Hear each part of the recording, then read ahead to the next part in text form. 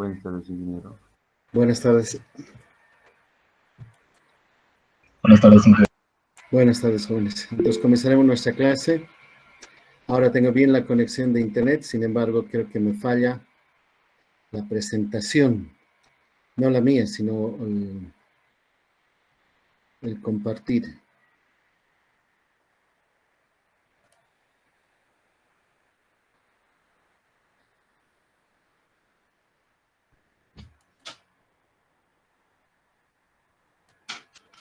Ya.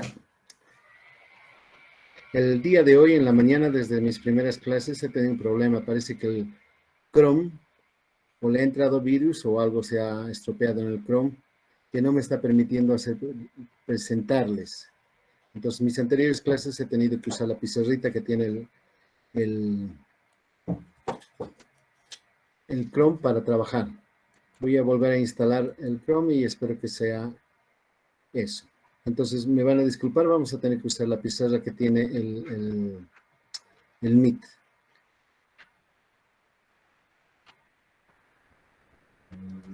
Entonces, por favor, jóvenes, échenle una mirada. Les he enviado el link para que utilicen la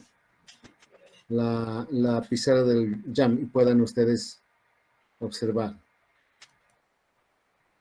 Que estaba inconclusa, estábamos hablando sobre las propiedades de los fluidos.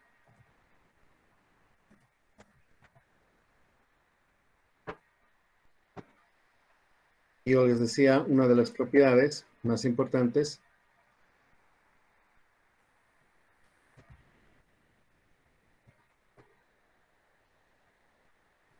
inclusive no necesitan tomar apuntes porque estas diapositivas yo las voy a subir al tablón de anuncios. Entonces, si quieren atenderme, está bien. Pero si quieren tomar apuntes aparte, también está bien. Una propiedad muy importante en la hidráulica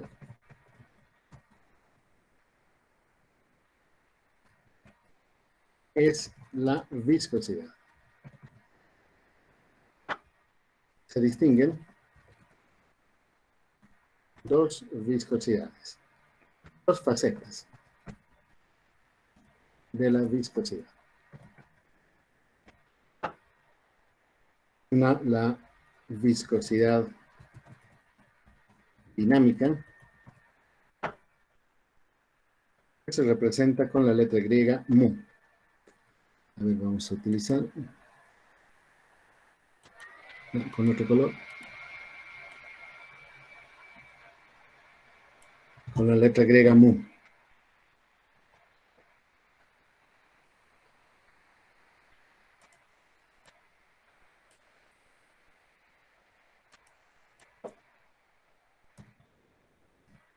Que goza de gran preferencia en ingeniería mecánica por el aspecto de lubricación de las máquinas, de las piezas móviles de las máquinas. Asimismo, en ingeniería química, cuando efectúan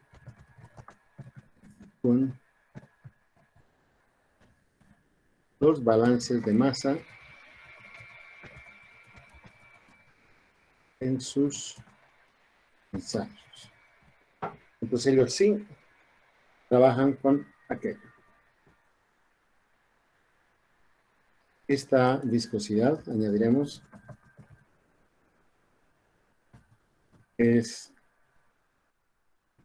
influenciada por la temperatura del líquido en cuestión. Entonces, esa es una. Y la otra es la viscosidad. No puedo.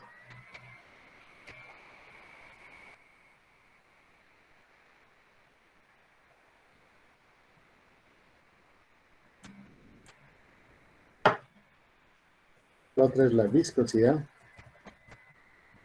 cinemática, que solemos representar con la letra griega mu.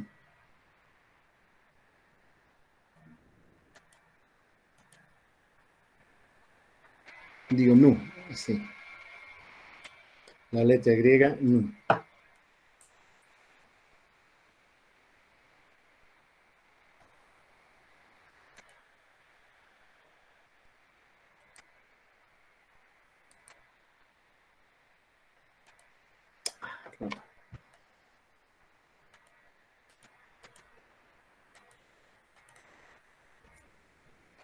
La letra griega nu.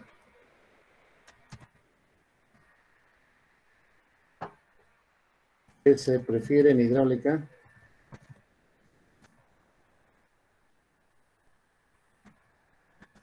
Porque es menos sensible a los cambios de temperatura. Esta viscosidad se mide en unidades de longitud al cuadrado dividido por... Yo no sé cómo se hace superíndice aquí.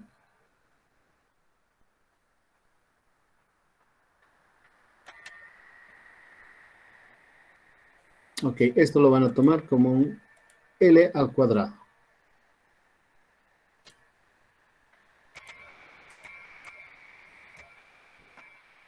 Entre ambas viscosidades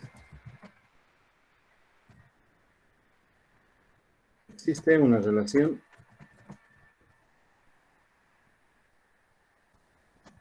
que las vincula. Esa relación es la siguiente.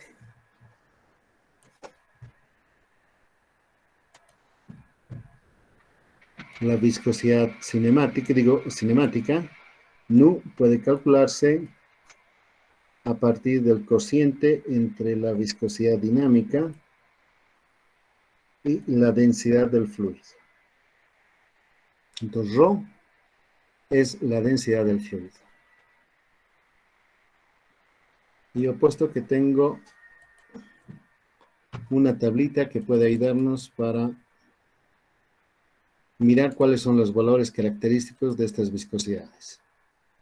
Un ratito, tablas.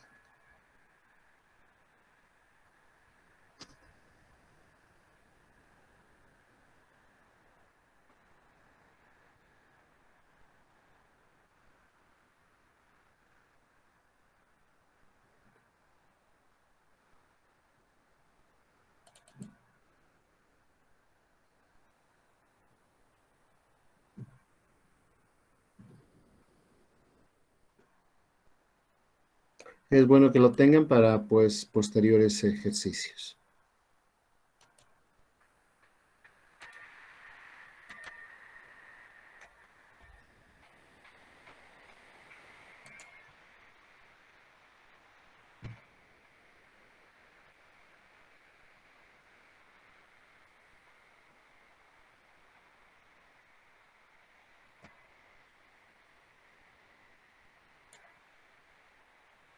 En otra hoja voy a pegar esta tablita.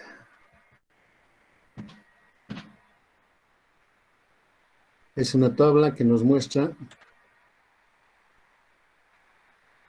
la variación de la temperatura, perdón, de la densidad del agua conforme va cambiando la temperatura del líquido. Miren, temperatura en grados y a la derecha la densidad.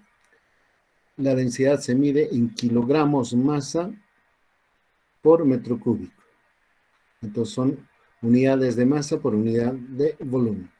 Entonces tienen de grado en grado hasta 33 y luego 66, 67 hasta el punto de ebullición del agua. Notarán que el máximo valor que tenemos para la densidad es justo a 4 grados. A 4 grados de temperatura del agua alcanza su mayor densidad. 1000 kilogramos masa por metro cúbico. Y luego paulatinamente va descendiendo conforme también la temperatura se incrementa. Por ejemplo, a 100 grados, cuando está hirviendo el agua, la densidad es apenas 958, frente a los 1000 que era. Pero a partir de los 1000, ¿recuerdan? Se torna en hielo el agua y flota sobre el agua. Entonces la densidad para ese momento son 917 kilogramos por metro cúbico. Voy a encontrar la tabla que quiero compartir.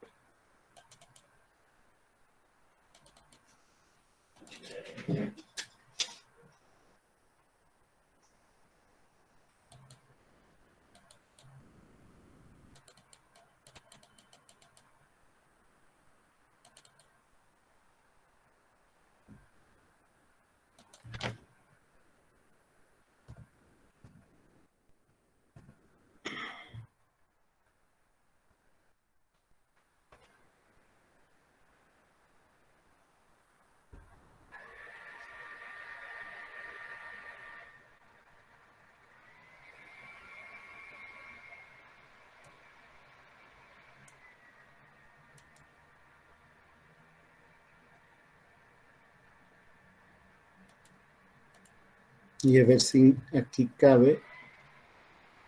Vamos a copiar esta otra tabla.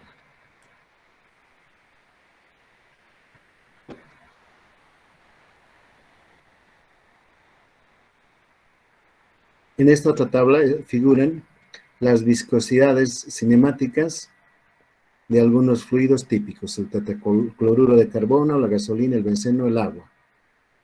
Entonces aquí está en la viscosidad en unidades de metros cuadrados sobre segundo, pero con exponente 10 a la menos 6.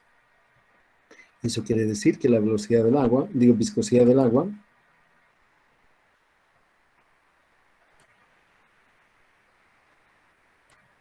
más o menos a, qué difícil es 1.14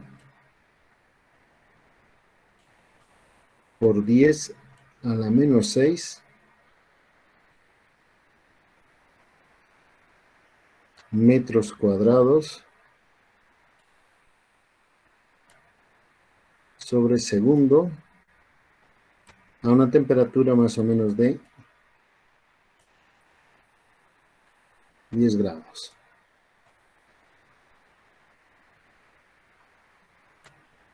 °C. Es menos sensible la viscosidad cinemática que la dinámica, porque recordarán, la viscosidad dinámica yo les dije que sí lo es, pero la densidad del fluido también es sensible a la temperatura. Entre ambos, más o menos se comporta, y por eso es que se prefiere, por lo menos en el ámbito de la carrera, trabajar con la viscosidad cinemática antes que la otra.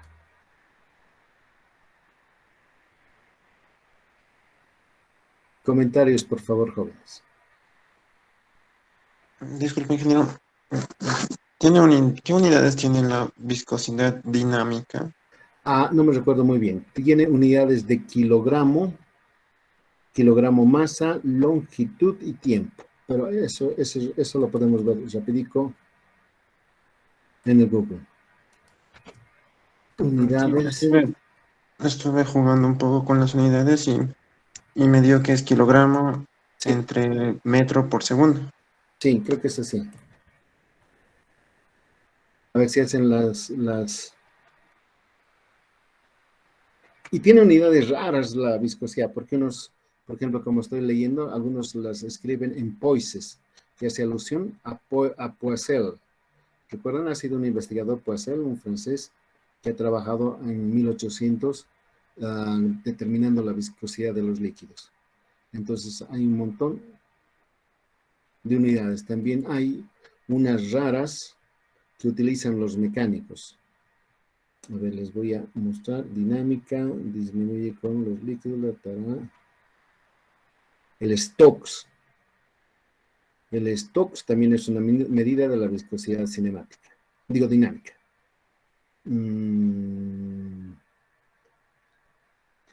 Gases, de los gases también. Uno encuentra en internet todos jóvenes. Aunque no siempre con acierto.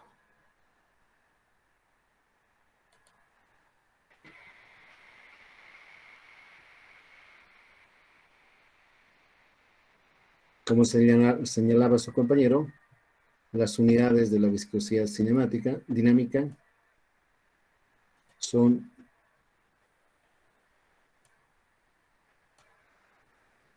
newtons por segundo por metro cuadrado.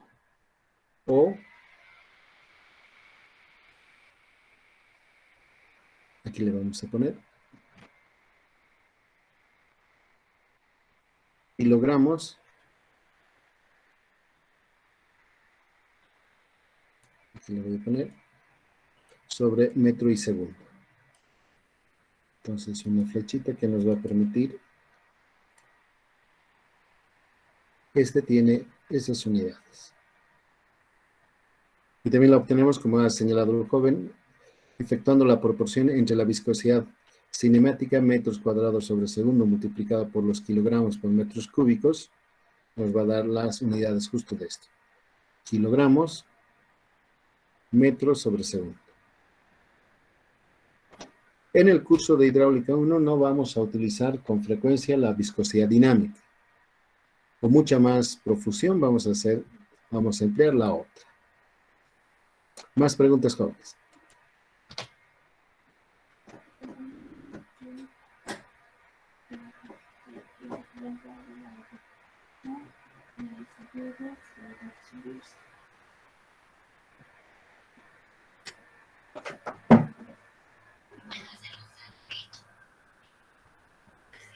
Preguntas, apreciados jóvenes.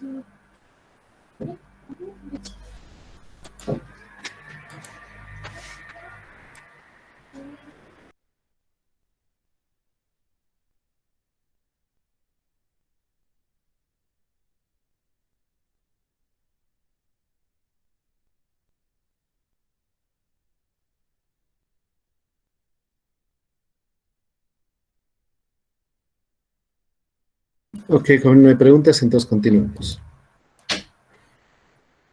En función a la viscosidad cinemática y lo importante que es ella, se han definido dos tipos de fluidos. Se acostumbra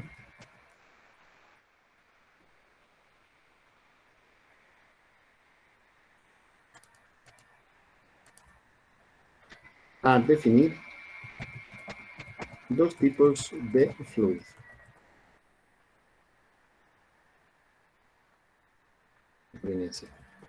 Uno va a ser el fluido ideal.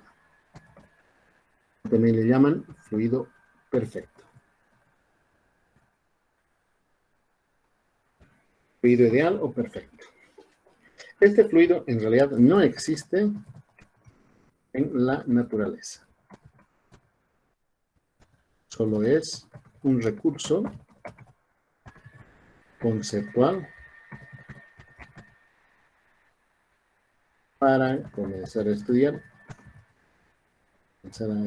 la hidráulica.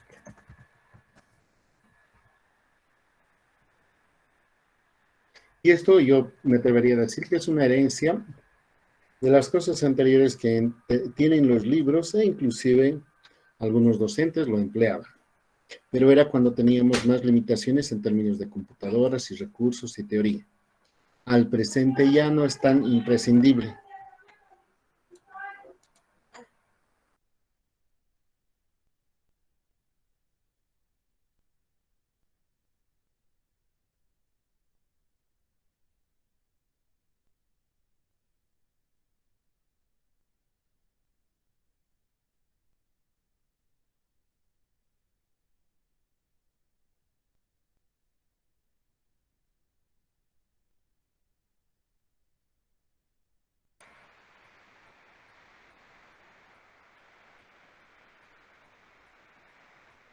Un fluido ideal no tiene viscosidad. Esa es la clave. Es un líquido ideal que no existe en la naturaleza y no tiene viscosidad. Esa es la hipótesis. Por lo tanto, no es capaz de soportar tensiones cortantes.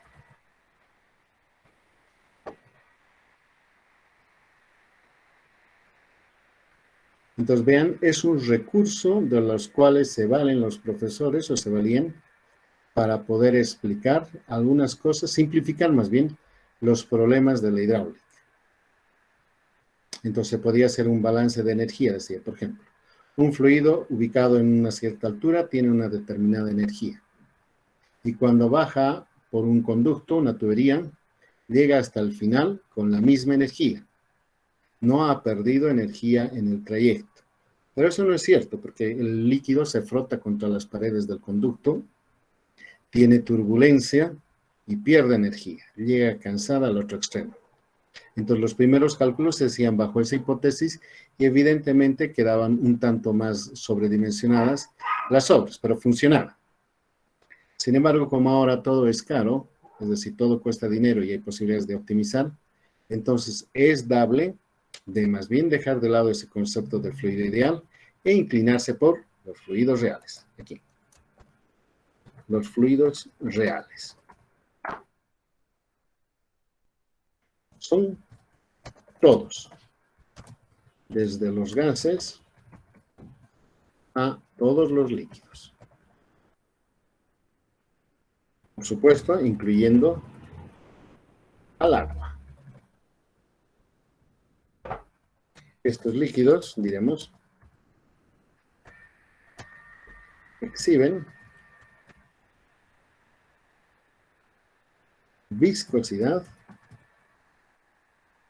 y tienen pequeños valores de tensiones de corte. Suficientes, sin embargo, suficientes para intervenir en la dinámica del flujo.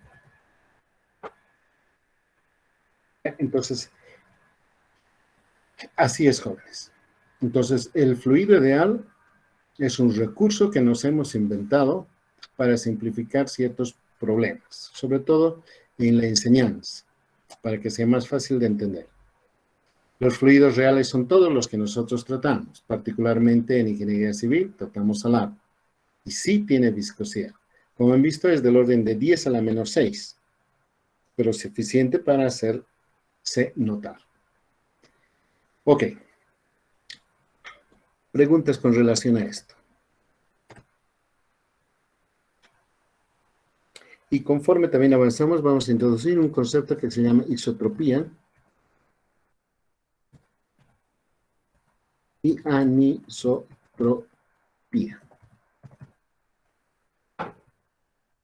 Por supuesto, de los fluidos. Y hay algunas cosas bien elegantes, muy bonitas. Lo diré en otra página. Voy a abrir otra.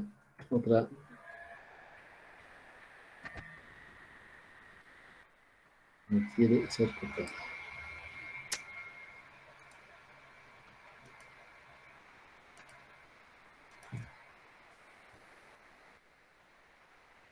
Isotropía y anisotropía.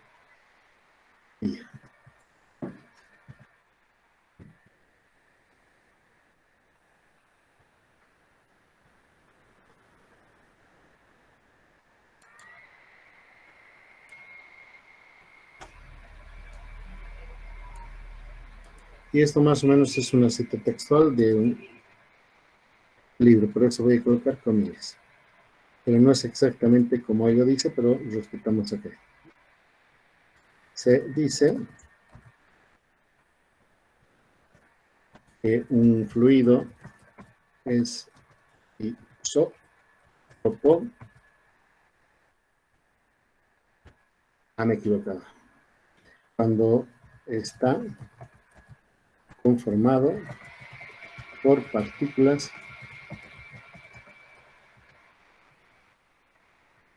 isótropas.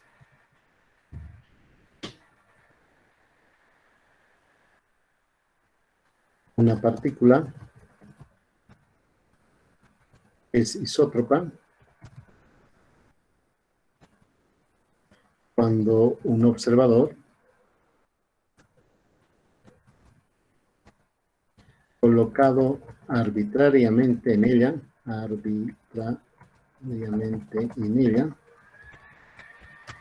observa, ve la misma estructura molecular y propiedades en todas direcciones.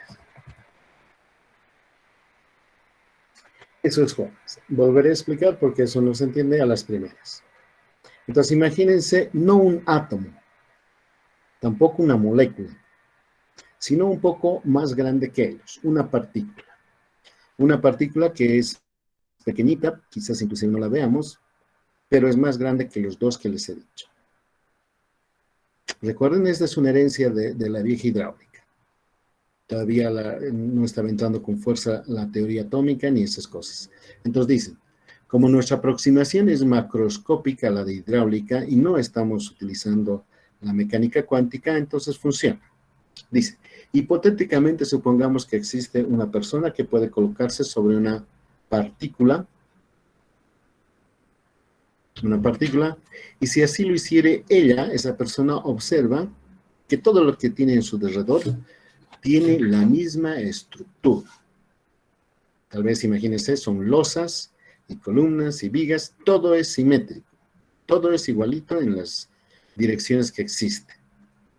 Pero además de la estructura molecular que ella ve, las propiedades que tiene esa partícula son exactamente idénticas, todo es igual. Si aquello se cumple, entonces dice que es una partícula isótropa. Y un fluido que está conformado por partículas isótropas, entonces se dice que es aquello. El isótropo es lo opuesto a lo señalado. El isótropo es cuando, sobre todo, las propiedades son diferentes conforme la dirección que se considera.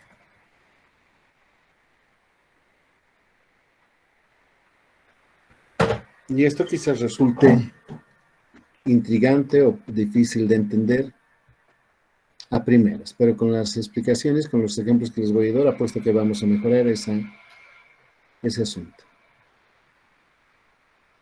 Vamos a suponer un cilindro. A ver si es que acá hay una figura como esa. Un círculo, láser y nada. Entonces vamos a suponer una probeta. Un cilindro de concreto. Qué mal que me está saliendo. Okay. A este cilindro le vamos a ejercitar fuerzas. Vamos a ejercitar una fuerza así, de compresión, y una en dirección de abajo arriba contra la base. Estas fuerzas van a estar estrujando a la pieza.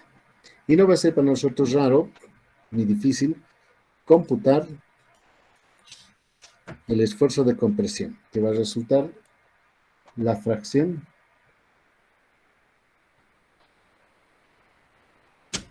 de la fuerza entre el área del cilindro.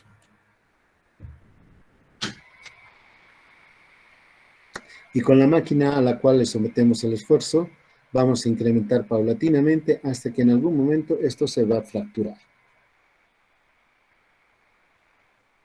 Y vamos a estar cerca, más o menos conforme sea la dosificación, cerca a los 200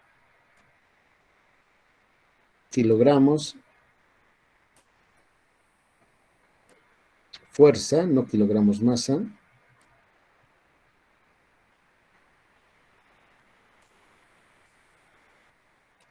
por centímetro cuadrado. Uy. Entonces, si alcanzamos los 200, 210, 205, 180, 190, esta probeta va a romperse, y va a romperse por compresión. Si a la misma le sometemos no a esfuerzo de compresión, sino más bien a tracción, un par de fuerzas en direcciones opuestas que van a extender, van a elongar el aparato, vamos a encontrar un esfuerzo de tracción igual la proporción de la fuerza sobre el área, que a diferencia del anterior, va a romperse a un valor mucho menor, del orden de más o menos, quizás unos 25, tal vez 30 kilogramos fuerza por centímetro cuadrado.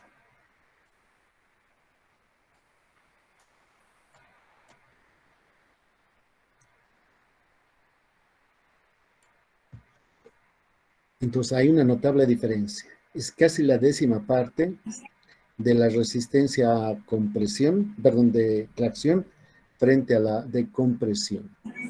Por eso es muy bueno el concreto para las estructuras que los civiles solemos diseñar.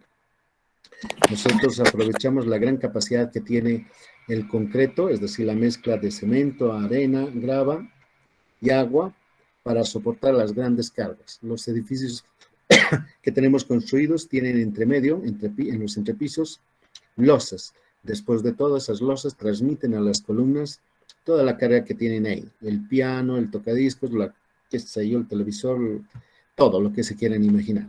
Eso va transmitiendo de piso a piso hasta que al final las columnas inferiores habrán de soportar las cargas que van descendiendo desde arriba.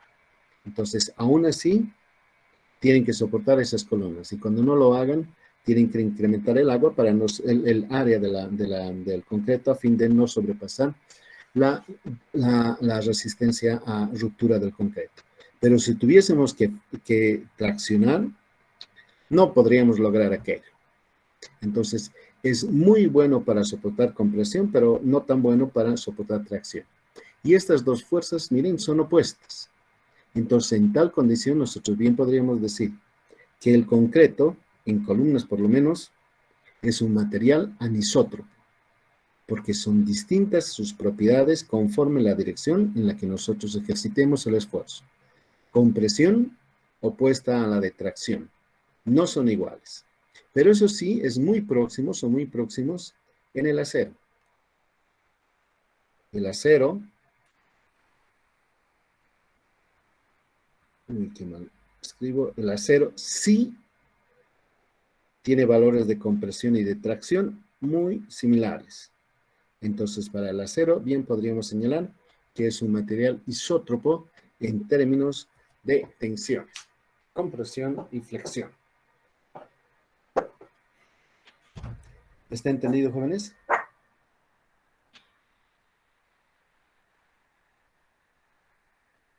Sí, genial. Ok. De igual manera, permítanme que una pizarra más habilitemos. No solamente las propiedades como esas existen. De hecho, yo en el laboratorio de hidráulica trabajo en la temática, las más de las veces, trabajo en las temáticas de aguas subterráneas.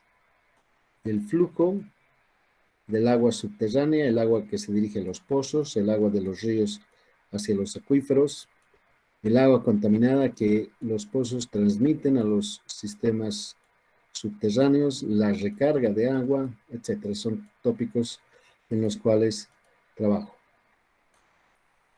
Y por ello es que invoco este ejemplo, pues es una cosa patente. Eso es cierto.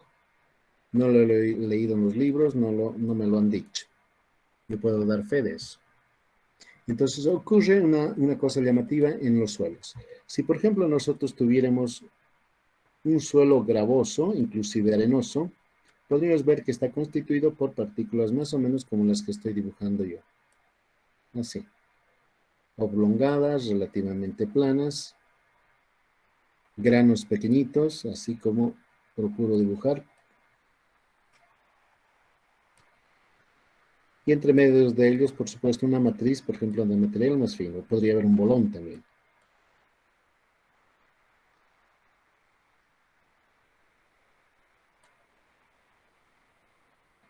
Hay quizás algunos largos, otros más redondeados, subangulares, esas cosas que ya están aprendiendo o ya van a aprender en mecánica de suelos, que debe ser la materia que tienen. Pero si este es un suelo granular, voy a colocar suelo granular. Hay también otros suelos más finos.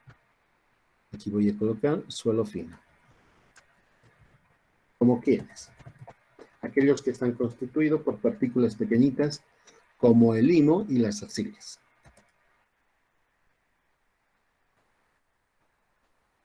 Y aquí en el Valle de Cochabamba podemos reconocer fácilmente los suelos que están al norte o al pie de la cordillera del Tunari, piensen en Temporal, quizás en Frutillar, aquí cerca a Pacata, por el cruce de la Taquiña, Tiquipaya, El Paso, todo ese sector está constituido por suelos gruesos, bolones inclusive, porque son desgajados de la montaña.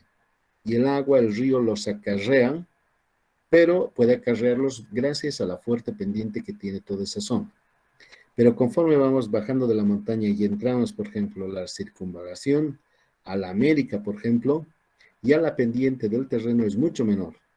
Si acaso nos acercamos al estadio, al río Rocha, y bajamos aún más, la pendiente disminuye notablemente, se hace casi llana, y comienza a ir en contrapendiente cuando nos acercamos o nos dirigimos hacia Santibáñez.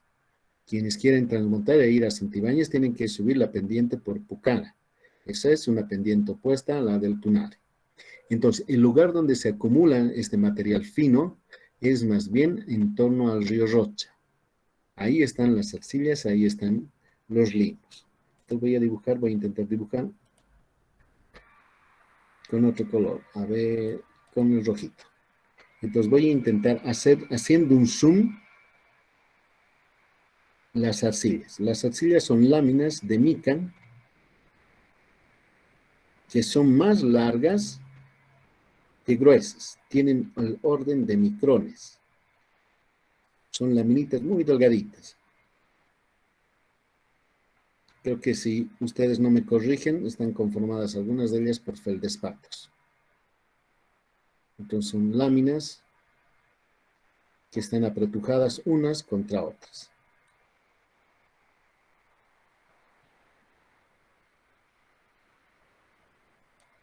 A diferencia de los otros que son redondeados, estas son partículas como ustedes observan, así.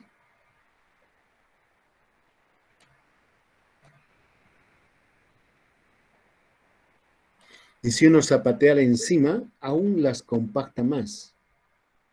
Por eso cuando estas arcillas son humedecidas y dejamos que el tiempo pase mucho y encima se van depositando más capas de material, se compactan y se comienzan a tornar en rocas. Ustedes saben esos procesos, pues han aprendido en su materia de geología. Ahora imaginemos, una vez dibujado, dejemos que imaginariamente una gotita de lluvia caiga en el suelo. Y también supongamos que esta gota de agua no va a escurrir por la superficie, sino más bien se va a infiltrar. Sigamos esta fuera la gota, podría señalar, un poquito más grueso haremos, ¿cómo se hace grueso? Este podría ser el camino que sigue, va a ir rodeando a las partículas de material grueso que llegue, que encuentre, y va a salir por ahí abajo. Si esa gota cae por este sector, va a rodear estas, quizás haga esto, y ahí. Y quizás una caprichosa venga por aquí, tome sus huecos y va a aparecer allá. Miren esta trayectoria que yo acabo de dibujar frente a otra. Digamos, una gota de lluvia cae, infiltra en el suelo y escurre por aquí. Se va a dar la vuelta por acá. Quizás lo haga por aquí. Y quizás haga este recorrido. Otra gota quizás podría comenzar por aquí. Entrometerse por acá y tal vez sale por aquí. Quizás por acá y tal vez por aquí. Y así. Y podemos comparar. Y podría decirles así en términos coloquiales. ¿Cuál de estos dos suelos exhibe mayor facilidad para el tránsito del agua? Y no dudo que todos van a convenir conmigo que más fácilmente, con mayor soltura, se va a mover el agua en los suelos granulares. De hecho, si comparásemos la longitud del movimiento horizontal, permítanme un ratito, este movimiento horizontal, miren este pedazo, o este otro, aquí se ha movido horizontalmente, un componente horizontal, y aquí también, y aquí, y aquí. Son pequeños comparado con la dirección vertical del movimiento. Ha rodeado las piedrecitas el agua y ha salido al fondo. En cambio, en el caso de la derecha, no. Inclusive en el dibujo, hasta podría decir que la distancia horizontal recorrida por las partículas de agua tienen la misma dimensión, similar dimensión, que el trayecto vertical. Entonces, eso explica la dificultad que encuentra el agua cuando tiene que atravesar mantos de arcilla. El agua se almacena muy bien en la arcilla, pero no podemos extraer el agua de ella. Imagínense, excavamos y encontramos un horizonte de arcilla y ella está húmeda. La arcilla está húmeda. Pero no importa qué bomba le pongamos, de ahí no vamos a obtener gran cosa de agua porque le cuesta a las partículas de agua moverse entre las láminas de arcilla.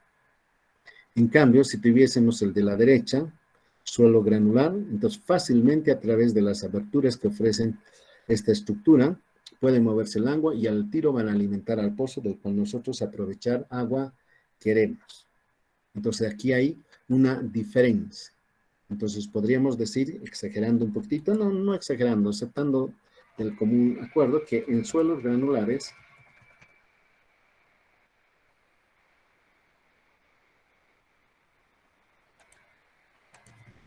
la facilidad del movimiento del agua es casi es la misma en dirección vertical que horizontal. Horizontal, ahí está. Por lo tanto, podemos decirle que es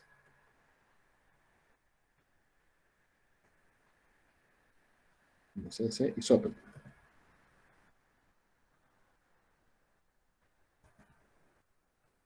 Esta facilidad que yo estoy hablando se llama, en términos técnicos, conductividad hidráulica. Conductividad es eso, la facilidad con que puede moverse el agua. Si fuese miel, si fuese petróleo, imagínense, puede que demoren más. Piensen, el agua se mueve relativamente rápido en un suelo granular, pero si alguien derramare, aquí voy a poner, si hay un color, digamos, en lugar de una gota de lluvia que fuese un encharcamiento de petróleo, porque ha habido un derrame. Entonces, como es más viscoso el petróleo, miren que interviene al tiro la viscosidad. Quizás este petróleo va a llenar los poros de las primeras piedrecitas que encuentren en el trayecto.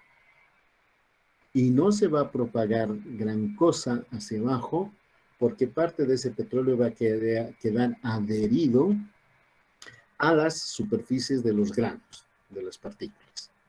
Entonces, para migrar un petróleo, por ejemplo, hasta el fondo, hasta el acuífero que está ahí abajo, le va a tomar mucho más tiempo que así fuera el agua. Por eso son importantes las propiedades que estamos viendo. Lo opuesto. Un suelo fino ofrece más dificultad al tránsito del agua.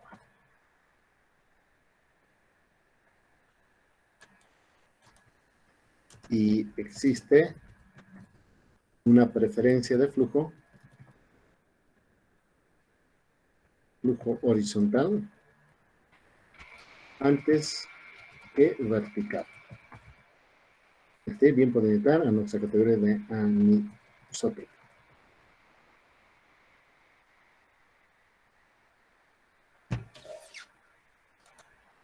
Entonces, jóvenes, reconozcamos. Hay fluidos isótropos y hay fluidos anisótropos. En el caso del agua, bien podríamos tomarle como si fuese isótropo.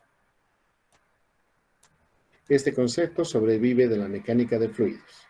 Y nosotros, como en este ejemplo, les hago patente un caso real. Preguntas quizás hay.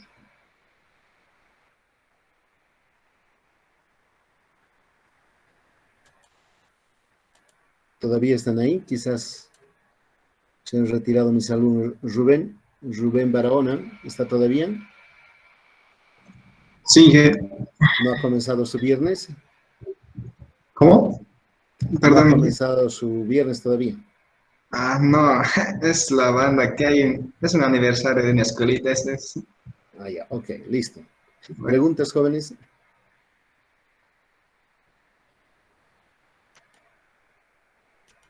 Entonces vamos a decir, ya, vamos a decir entonces que un fluido ideal es un fluido isótropo también. Como corolario de esto, podemos decir, un fluido ideal o perfecto es isótropo. Ok. El día lunes vamos a continuar, jóvenes, porque lo que tengo que desarrollar son las tensiones de corte, cómo están vinculadas con la viscosidad. Vamos a ver la siguiente clase, que lo que les vincula a ellos es la deformación.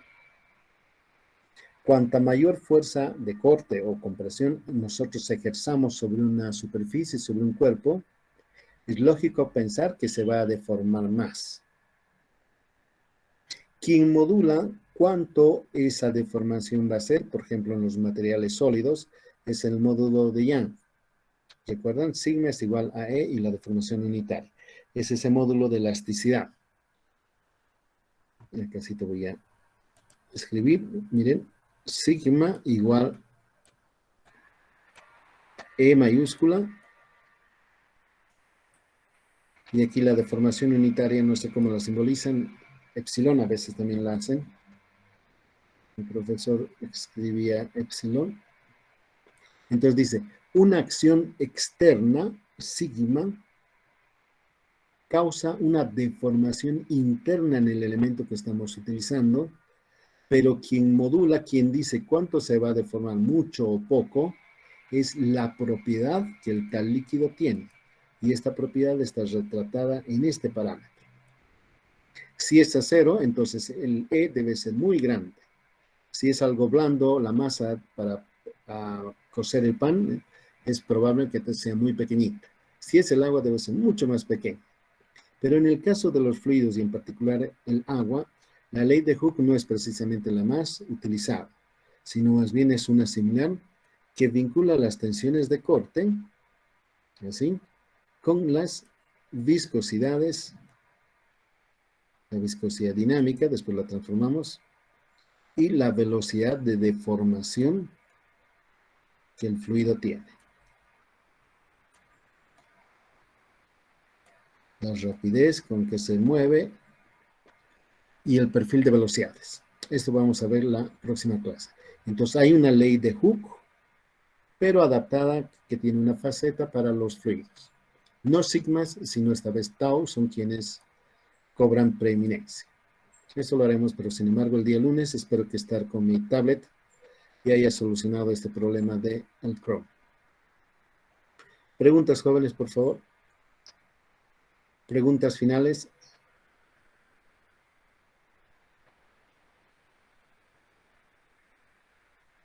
Ok, listo. Entonces comiencen con pie derecho. Esta presentación se las voy a subir al tablón de notes. Hasta luego, jóvenes. Dejen que esto lo suba. Hasta luego, ingeniero. Hasta luego, Gracias. jóvenes. Luego.